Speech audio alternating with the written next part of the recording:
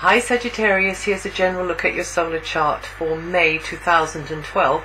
Before I talk about the transits this month, I just want to mention the planet Neptune, which has come back finally into its home sign Pisces, and it will be making a hard angle, as we say in the trade, to your sign Sagittarius, which can sometimes cause a friction and conflict. But Neptune is a very slippery fish. Neptune is very difficult to explain. It is about smoke and mirrors, but it's also about amazing things as well. So here's a metaphor, or a sort of simile, should I say. You're traveling along a road, and it's like you come into a fog bank, and you've got to switch your headlights on, you've got to slow right down. You can't see things that are coming towards you until they're right on top of you, and you don't really know what they look like properly because you can't see the shapes clearly. And if you're on a strange piece of road, or even if you're not, you don't quite know where the bends are, or the edges, or the line down the middle, and so it's a feeling of confusion and uncertainty, and this is the way Neptune works. So if you're doing something, practical, which is potentially dangerous, i.e. driving a car, Neptune perhaps isn't the ideal energy, unless of course you trust very much your gut knowing, because Neptune does rule the pineal gland, you see. So in the other sorts of contexts, like healing and spiritual work and psychic work and artistic work, then Neptune really does shine. Anything to do with charities and working in a selfish kind of a way. Neptune working in a selfless way, in an unpaid sort of selfless, it's sort of like a labour of love. Neptune really does come to the fore. Neptune energies really do deliver in a magical, wonderful way, but doing something behind the wheel of a car or with a sharp instrument, or in fact making a real sort of a hard decision, about business or health or relationships, then or actually being able to see clearly in a relationship. Sometimes Neptune has you putting on the rose-tinted spectacles and not seeing things clearly about yourself or about them. So at the moment, Neptune, as I say, is hitting early Sagittarians, but it will be affecting the whole sign in a diminished kind of a way. And this is just the Sagittarian sun that I'm talking about, because Neptune could be aspecting any other of your planets, but it might be in a more friendly angle, and therefore won't be showing its more confusing sort of qualities so strongly. But it might be that some of you have created a space which is like a sanctuary. Maybe it's for yourself, maybe it's for some others. Maybe you are putting your wings around, sheltering people in some way.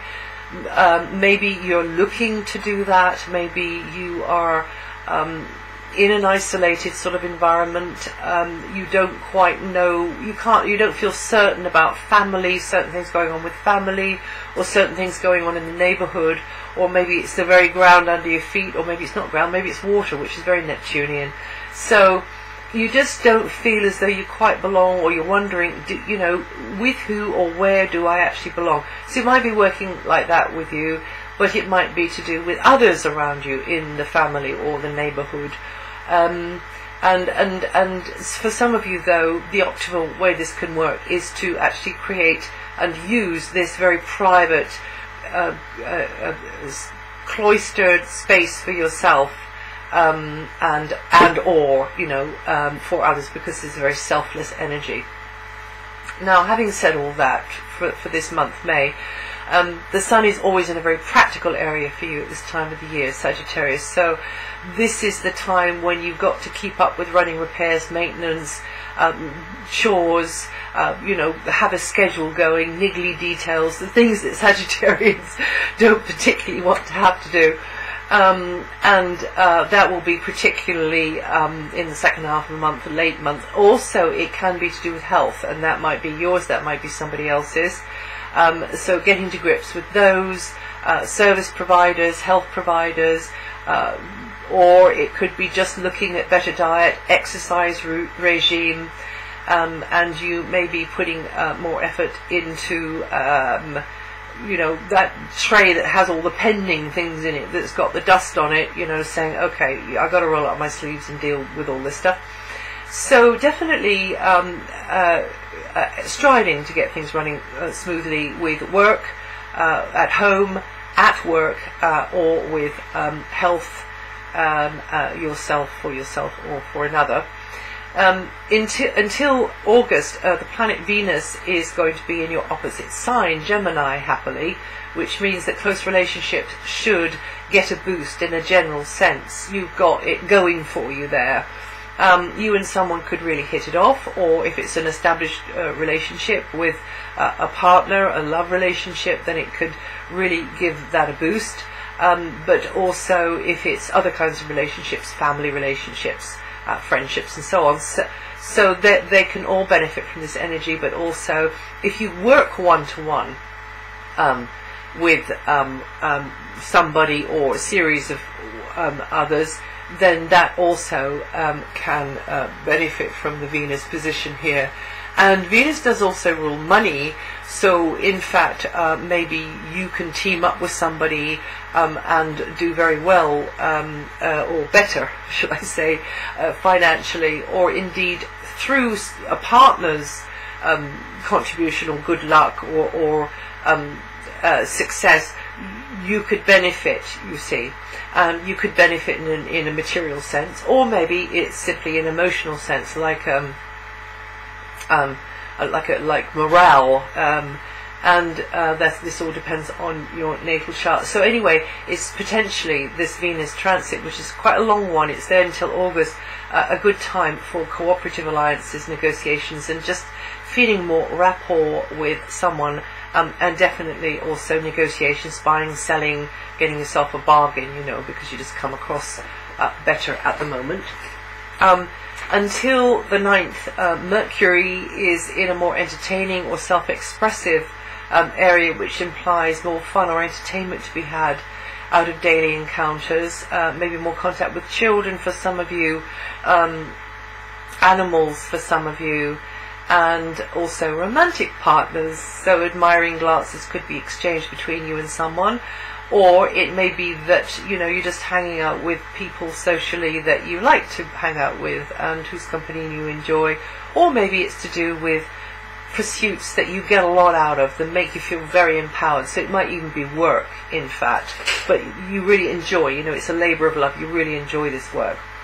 And then that changes from the 9th to 24th. Your mind then will be more focused on the to-do list and daily chores and schedules and where you've got to be at what time and what you've got to want to achieve by the end of the day, because that's when Mercury comes in to join the Sun.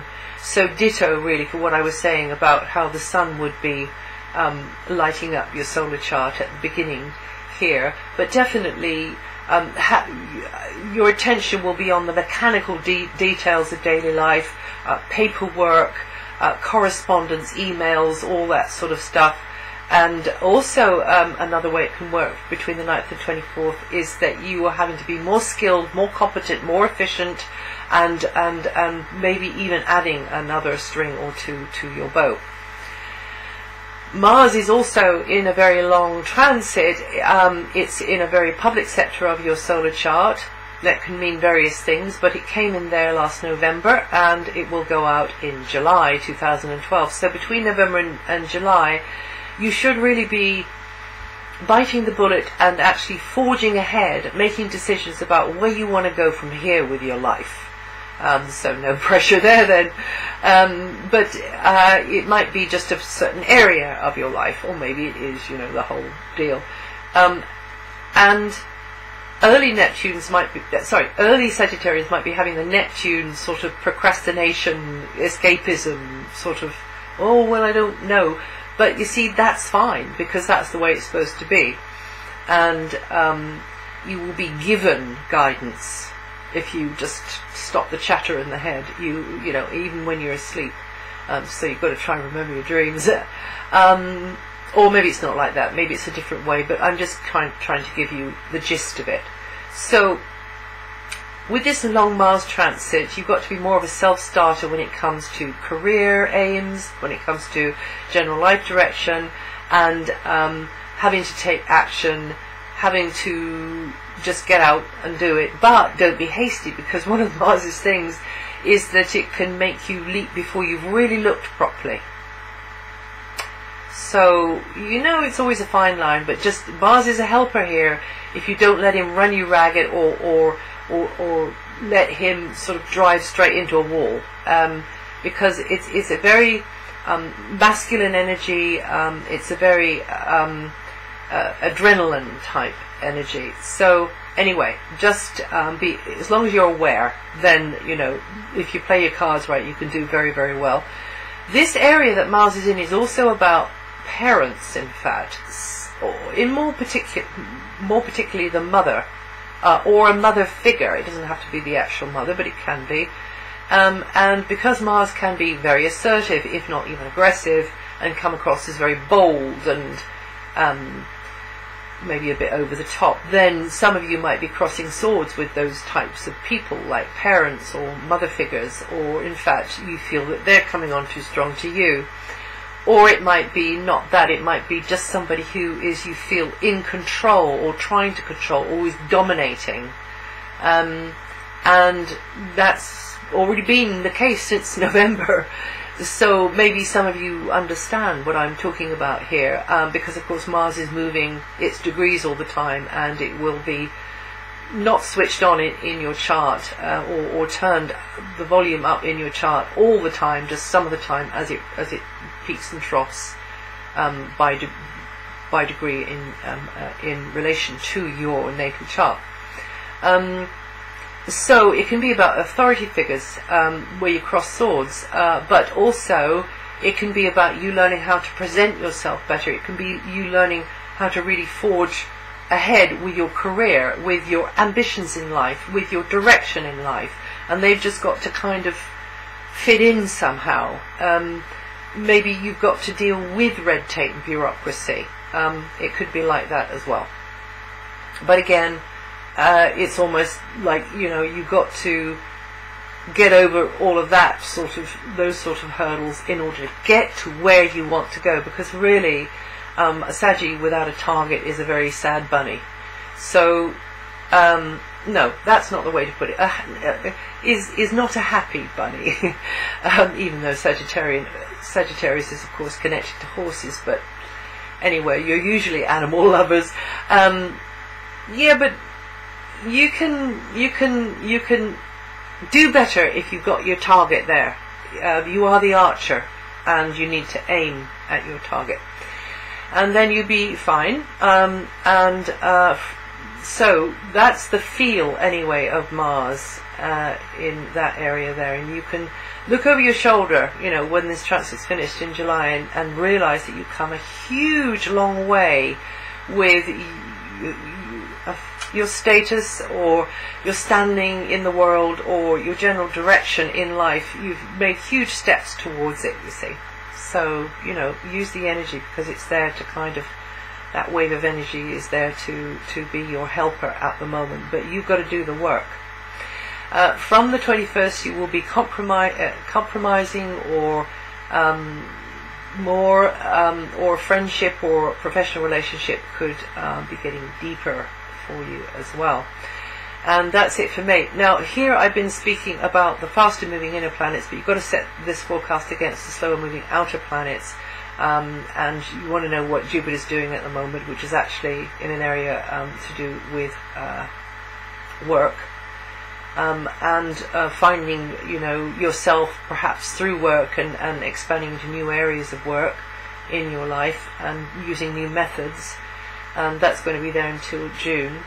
So go to my website if you're not there already, and read what I've said about which part of the sign the outer slower moving planets are affecting, if you'd like. And also you might like to find the forecast for your rising sign or your moon sign. That'll add to or subtract from what you've understood from what I've said here. And I hope that helped, and I'll see you the next time.